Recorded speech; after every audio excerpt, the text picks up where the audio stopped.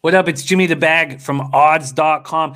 This is a clip from our big Monday opening lines, early leans college football show. If you want to see the entire show, hit the link at the bottom of the screen. It is exclusively on odds.com. We break down every single midweek game and we hear best bets from John Ryan, Connor Mack, and Noli Knows. And we're coming off a big Saturday, which helped immensely.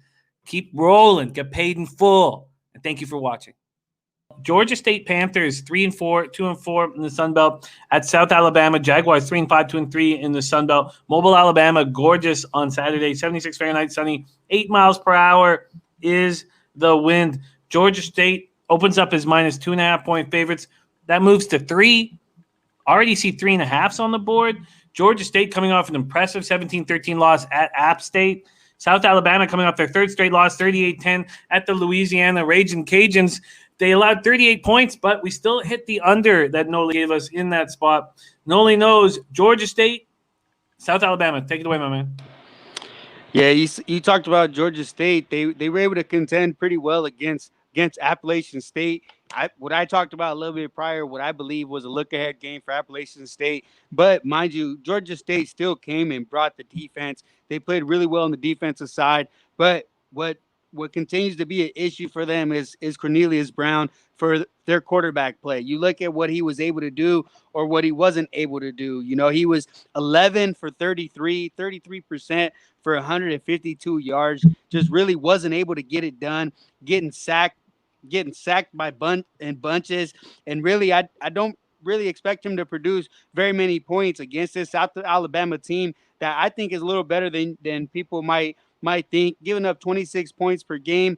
But their defense has done exceptionally well against especially against these totals that they keep giving out.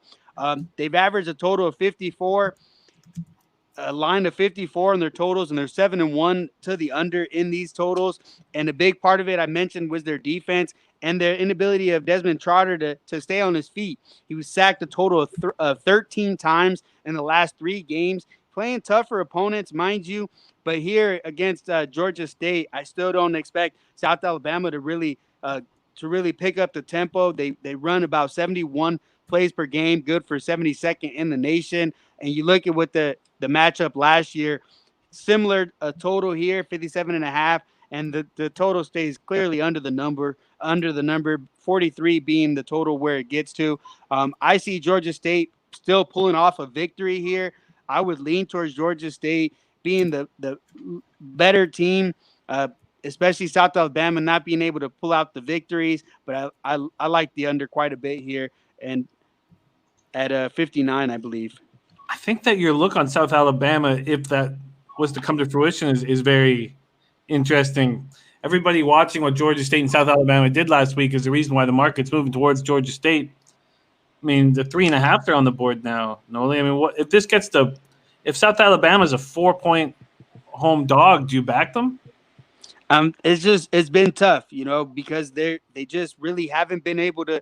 They really haven't been able to get it going on offense. Haven't been able to continue drives and able to close games. I thought against Georgia Southern, I watched that game from beginning to end. I thought they were the better team, and they ended up giving it away at the end. And a team that doesn't know how to close it out is tough against a Georgia State team that is significantly older. They got a lot of seniors over there, and maybe be able to bounce back after a tough loss against Appalachian State. This is a tough game as sidewise, so I like the total a lot more. And they benched Trotter this past week, so I don't know who they go back to at this point at quarterback. John Ryan, Noli loves the Sun Belt, the Fun Belt. Have you looked at this Georgia State, South Alabama spot? I have, and I support the under, and I'll back them up with a little system here for everybody. You play under with a road team with a posted total of 56 to 62 points in a conference matchup, with the one team off a road ATS win, and where the team lost as an underdog. So they didn't win the game, but they won the money for us bettors. So that favors the under. It's 69% winners for a 70-30 record. So that's pretty good. That is pretty good. Backing the under there, and it's nice and high for us. It's opened at 59. It's moving down. It's on its way down. 58s have hit the board.